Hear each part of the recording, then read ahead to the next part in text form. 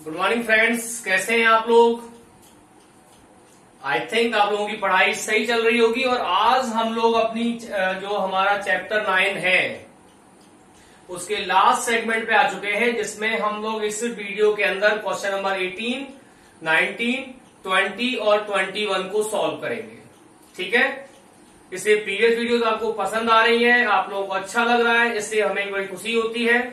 ठीक है, अब आप अगर देखो तो इसका जो क्वेश्चन 18 है इसमें लिखा हुआ है prove that mid point C of the hypotenuse in a right angle triangle AOB.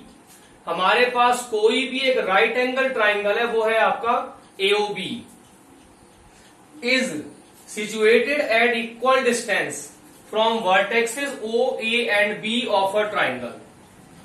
कुछ डायग्राम बनाते हैं हम इसके लिए। ठीक है, ये आपका X, Y, Y dash and ये हो गया आपका एक्स डैश। इसे मैंने ए मान लिया, ये आपका ओ हो गया और ये आपका पॉइंट बी हो गया। Okay, prove that mid point C of the hypotenuse in a right angle triangle AOB. अब ये जो आपका हाइपोटेनियस है AB, इसका मिड पॉइंट है C। ठीक है, is equal distance from the vertex O, A and B। कुल मिला के हमको इसमें यह प्रूव करना है कि C का A, O और B, इस पॉइंट C का A, O और B तीनों से डिस्टेंस बराबर होगा। ओके, अब जब ये आपका डायग्राम ऐसा बना हुआ है तो B के कोऑर्डिनेट्स क्या होंगे। B जो है उसे हमने लिया हुआ है एक्स एक्सिस पर। अब इस एक्स एक्सिस पर Y का तो एक्स का तो नहीं पता, पर Y की वैल्यू 0 होगी। यहां अगर हम A पे चलते हैं तो A पे X आपका 0 होगा और Y आपका Y होगा। O का कोऑर्डिनेट 0,0 हो जाएगा और C मिड पॉइंट है AB का, तो इसे हम निकाल लेंगे मिड पॉइंट के फॉर्मूले से। ठीक है, now according to figure A and B lie on Y axis and X axis, that's why A का कोऑर्डिनेट हो जाएगा 0,y और B का कोऑर्डिनेट हो जाएगा x,0 एंड O का कोऑर्डिनेट हो जाएगा 0,0। ठीक है, अब C is the mid point of AB। ये C जो है वो मिड पॉइंट है AB का, तो इसका x, y क्या हो जाएगा। ये होता है आपका x1 प्लस x2/2 और y1 प्लस y2/2, तो 0 प्लस x/2 और y प्लस 0/2। तो C के कोऑर्डिनेट या C का जो x y है ये हो जाएगा आपका x/2 और y/2। It is x/2 and y/2। ठीक है, अब हमें क्या प्रूव करना था कि C is equidistant from the 3 vertexes A, O and B। That means मुझे AC, BC और OC तीनों की लेंथ निकालनी पड़ेगी, इससे मैं इसको चेक कर पाऊं कि ये तीनों बराबर हैं या नहीं। सबसे पहले लिया हमने AC को। ठीक है, AC कितना हो जाएगा 0 माइनस x/2 का whole square plus y minus y/2 का होल स्क्वायर, तो ये हो जाएगा आपका -x/2 का whole square plus y upon 2 का होल स्क्वायर। पूरे y में से अगर आधा y गया तो क्या बचेगा, आधा y, that is called y upon 2। Under root X square upon 4 plus Y square upon 4, और अगर मैं 4 एलसीएम ले लूं तो यही कहलाएगा आपका X square plus Y square unit. AC के बाद हम चलते हैं बीसी के लिए। बीसी में कह रहा है आपसे ये x माइनस एक्स अपॉन 2 का whole square plus 0 minus Y upon 2 का होल स्क्वायर। बिल्कुल पहले जैसा ही हो जाएगा, x अपॉन 2 का whole square minus Y upon 2 का whole square under root X square upon 4 plus Y square upon 4, और अगर हमने यहाँ 4 एलसीएम ले लिया तो ये आपका X square plus Y square unit हो जाएगा। Okay, and then OC under root X upon 2 minus 0 का whole square y upon 2 minus 0 का whole square. It is x upon 2 का whole square plus y upon 2 का whole square. It is X square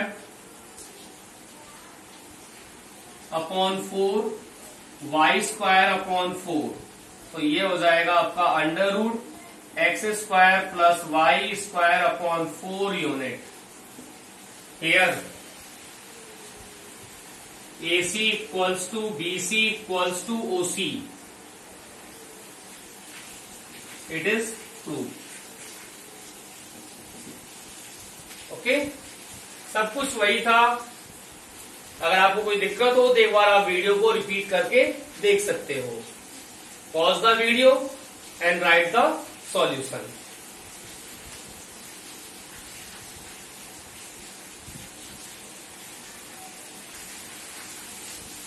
now friends, we are on question number 19।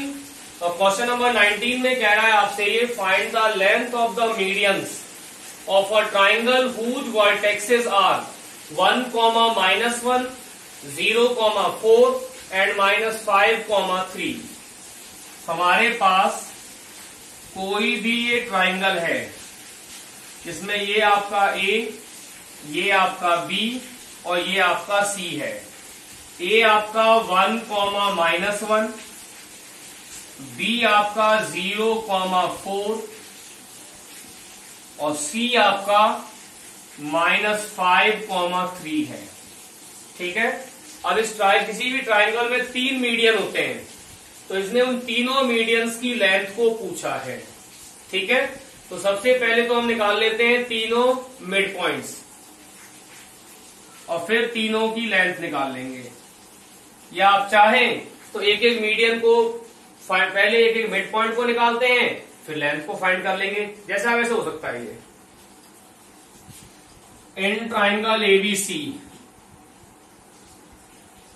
पहले मैं इन सबके mid points को निकालता हूं, फिर इनके कोऑर्डिनेट्स, फिर इनकी जो तीनों मीडियंस हैं उनकी लेंथ को निकाल लेंगे।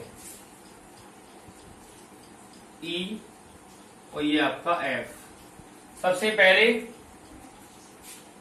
D is the midpoint of BC।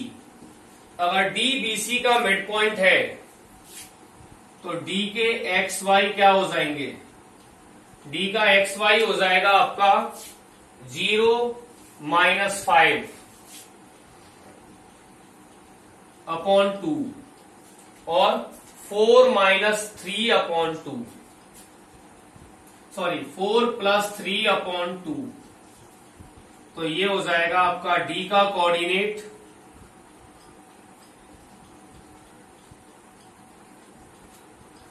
-5 upon 2 और 7 अपॉन 2। ठीक है, अब चलते हैं E पे। E is the mid point of AC। ई जो है वो AC का मिड पॉइंट है, तो ई के एक्स वाई क्या बन जाएंगे, -5 + 1/2, -5 + 1/2, और एक हो जाएगा 3 - 1/2, 3 - 1/2, -4/2, 2/2, तो ये हो जाएगा -2 और 1, ठीक है। And then F is the midpoint of AB,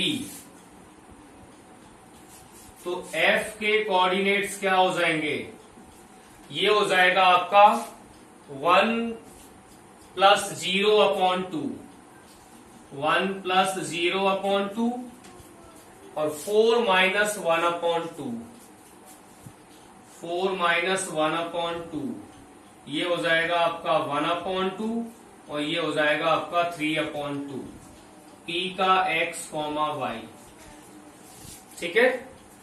अब सबसे पहले आप इन तीनों कोऑर्डिनेट्स को लिख लो।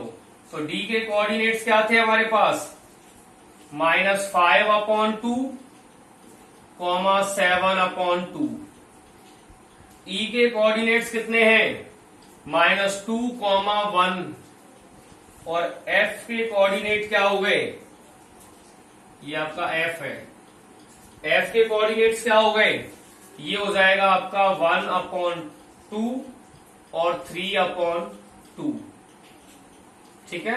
अब AD, BE और CF की लेंथ निकाल लेंगे और इस तरह से आपका पूरा सवाल कंप्लीट हो जाएगा, ठीक है। सबसे पहले हम निकालते हैं AD की लेंथ, √, ये आपका AD जिसकी बात कर रहे हैं, 1 + 5/2 का होल स्क्वायर, 1 + 5/2 का होल स्क्वायर प्लस -1 - 7/2 का होल स्क्वायर इक्वल्स टू √, इसका एलसीएम क्या हो जाएगा 2, तो ये हो जाएगा 2 + 5 का होल स्क्वायर प्लस इसका एलसीएम क्या हो जाएगा 2, तो ये -2 - 7 का होल स्क्वायर, √2 + 5 हो जाता है आपका 7/2 का होल स्क्वायर प्लस -9/2 का होल स्क्वायर, √49/4 प्लस 81/4, अब इसका एलसीएम कितना आ जाएगा 4, तो ये हो जाएगा आपका 49 प्लस 81, इट इज √130/4 यूनिट, ठीक है। That is your AD। अब इसी तरह से हम लोग BE और CF को भी फाइंड कर लेंगे।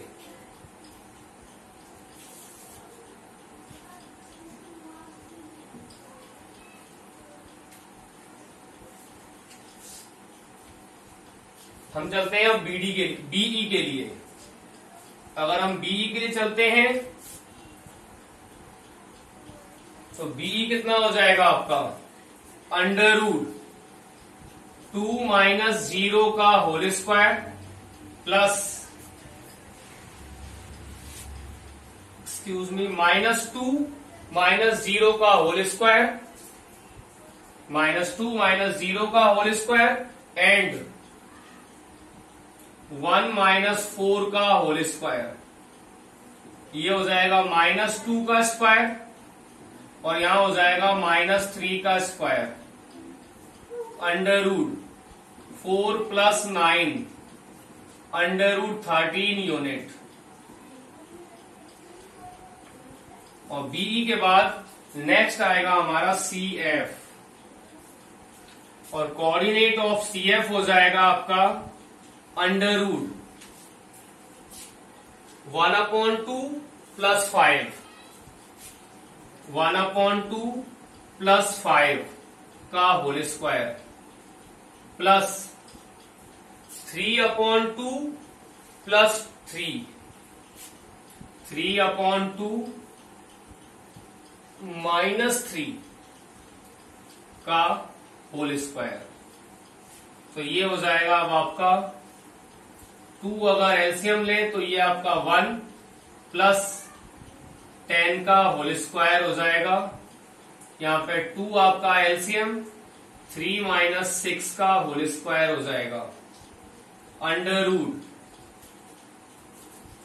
100 ये आपका 11/2 का होल स्क्वायर और यहाँ पे हो जाएगा माइनस 3/2 का whole square. Under root 121/4, 9/4, LCM ले लिया हमने 4, 121 प्लस 9, 130/4, ठीक है, यूनिट। ये आपका बीई, ये आपका सीएफ और ये आपका एडी, तीनों की लेंथ आ चुकी है। थोड़ा और बेटर करना हो तो इसी को आप ये भी लिख सकते हो, अंडर रूट 130/2 यूनिट, बट कोई खास फर्क नहीं पड़ना इस चीज से, ठीक है। Write the solution.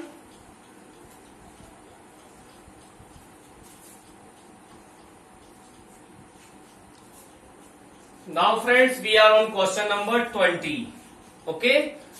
अब हम लोग इस 20 पे आ चुके हैं और इसके बाद एक सवाल हमारा और बच जाता है, ठीक है।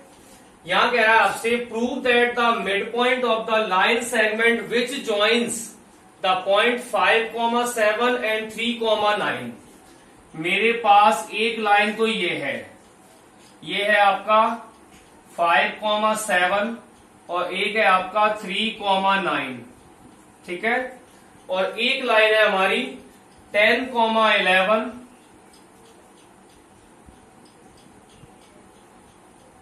Sorry 11, 10 and -3, 6। ये आपका ए बी और ये आपका C D. Question is that कि दोनों का मिड पॉइंट एकदम सेम होगा, ये आपको प्रूव करना है, ठीक है ना। तो दोनों के ही मिड पॉइंट निकाल के देख लेते हैं। अगर दोनों सेम आ गया तो सेम हो जाएगा।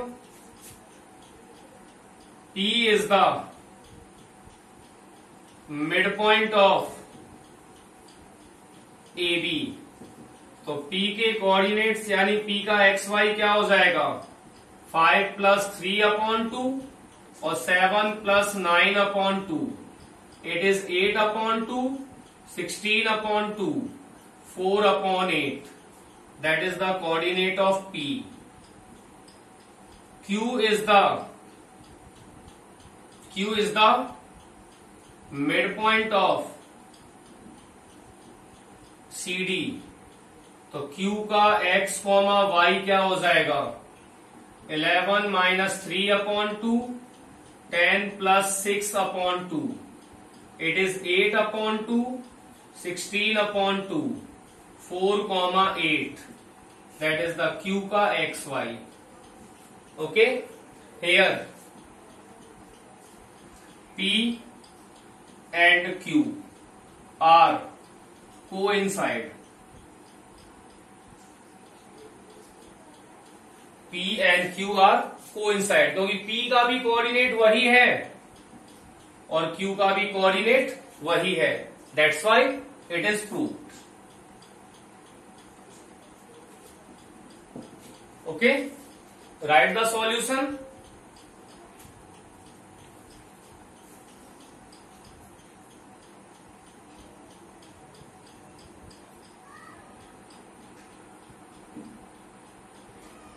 Now students, we are on question number 21 and this is its final question. इसमें कह रहा है कि the midpoint of the sides of a triangle ABC, हमारे पास कोई भी ट्राइंगल है और उसके जो तीनों साइड्स हैं उनके मिड पॉइंट्स दे रखे हैं।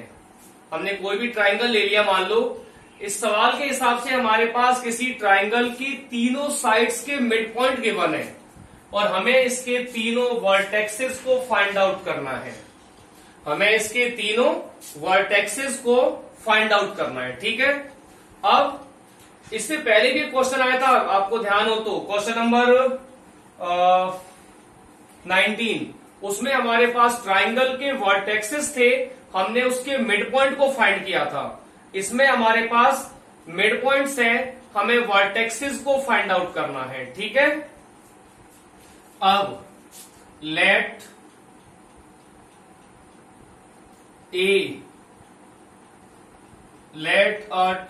ट्राइंगल हमने ले लिया ए, और इसके वर्टेक्सेस ले लिए x1 y1, बी ले लिया हमने x2 y2, और सी ले लिया हमने x3 y3।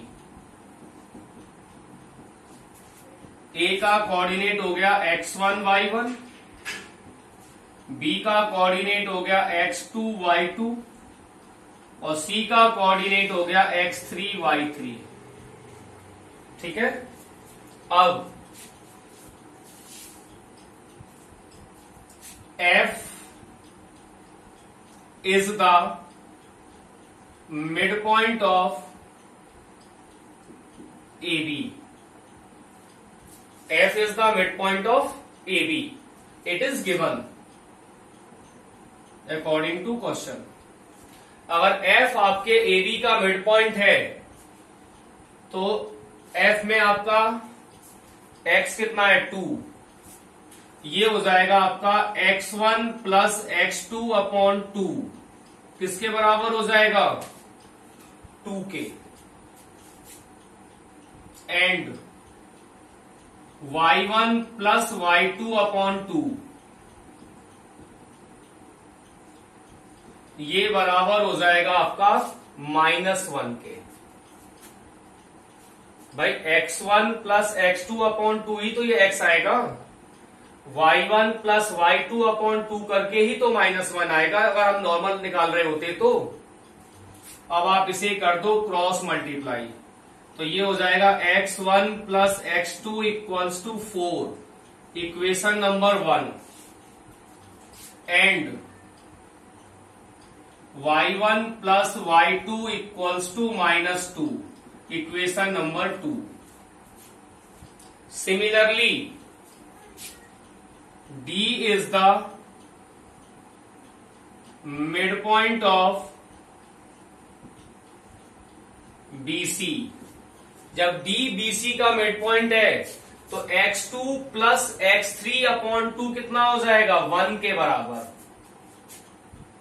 x2 plus x3 upon 2 किसके बराबर हो जाएगा 1 के, and y2 plus y3 upon 2 आपका हो जाएगा 2 के।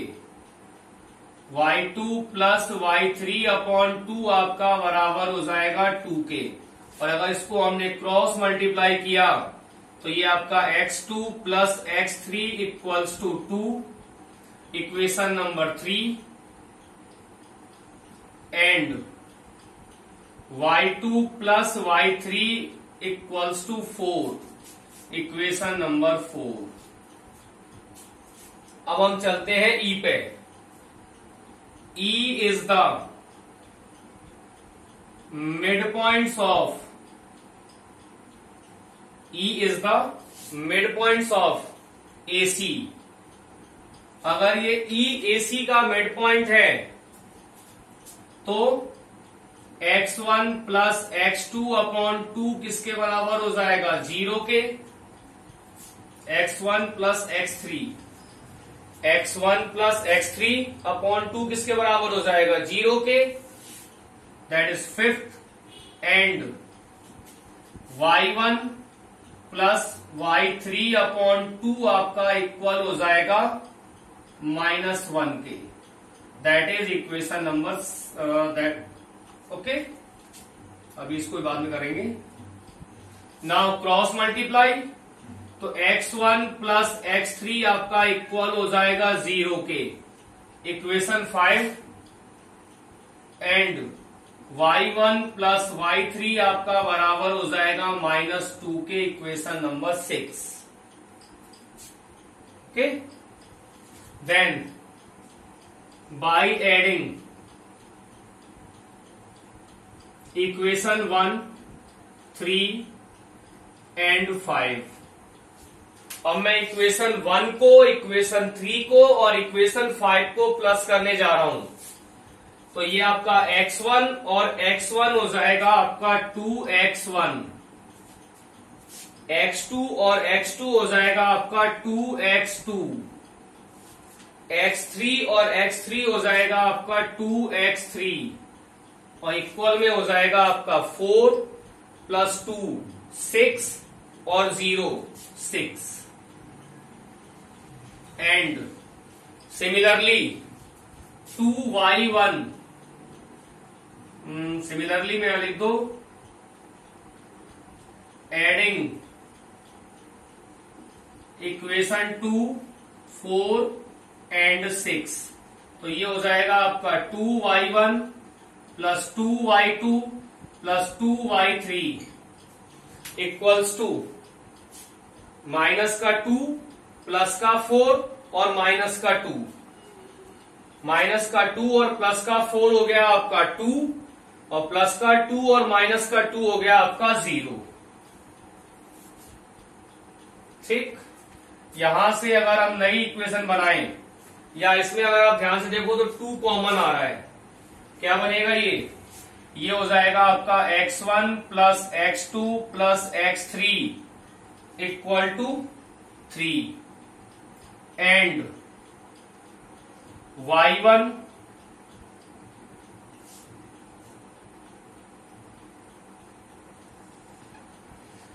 x1 + x2 + x3 = 3।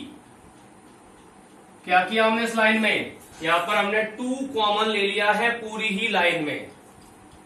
ये हो जाएगा आपका y1 + y2 + y3 = 0 और यहां भी हमने 2 कॉमन ले लिया है। ये हो जाएगा आपका इक्वेशन नंबर 7 और ये आपका इक्वेशन नंबर 8। अब आप एक एक करके हम वैल्यू को सब्स्टिट्यूट करते जाएंगे और दूसरी वैल्यूज आपकी निकलती चलेंगी। कैसे, देखो बाय इक्वेशन 1 एंड 2, 1 से मैं रखूंगा वैल्यू यहां पे x1 x2 की और y1 y2 की, या यहां पे लिख दो by equation 1 and by equation 2। x1 + x2 की वैल्यू कितनी है, इट इज 4 + x3 = 3, तो आपका x3 हो जाएगा 3 - 4, x3 हो जाएगा आपका -1 एंड y1 + y2 की वैल्यू है आपके पास -2 प्लस y3 हो जाएगा आपका 0 और यहां से y3 हो जाएगा आपका 2, y3 = 2। तो हमने x3 निकाल लिया, y3 आ गया, कम से कम एक तो फाइंड हुआ। अब चलते हैं किसी और इक्वेशन को लेके, by equation 3 and 4, by equation 3 and 4। 3 में क्या कह रहा है आपसे, x2 + x3 = 2, x2 + x3 = 2 and y2 + y3 = 4। हमारे पास x3 और y3 की वैल्यू है, तो ये हो जाएगा x2 - 1 = 2 and y2 + 2 = 4, x2 = 2 + 1 and y2 = 4 - 2, तो आपका x2 हो जाएगा 3 और आपका y2 हो जाएगा 2। y2 हो जाएगा आपका 2। इसी तरह से अब इसका y3 रह गया है, ठीक है।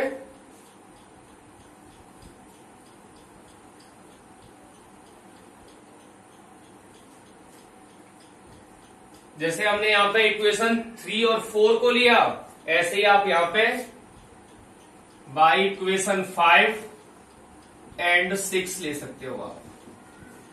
5 कितना है आपका, x1 plus x3 equal to 0, x1 plus x3 equal to 0 and 6 कितना है आपका, y1 प्लस y3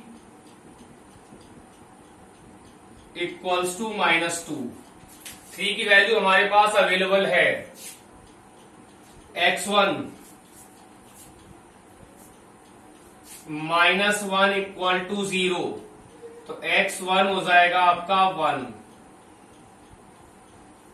x1 हो जाएगा आपका 1 एंड y1 आपका एज इट इज, y3 की वैल्यू है आपके पास 2, तो ये हो जाएगा आपका -2 and y1 equals to -2 y1 equals to -4। Okay, that's why the required coordinates are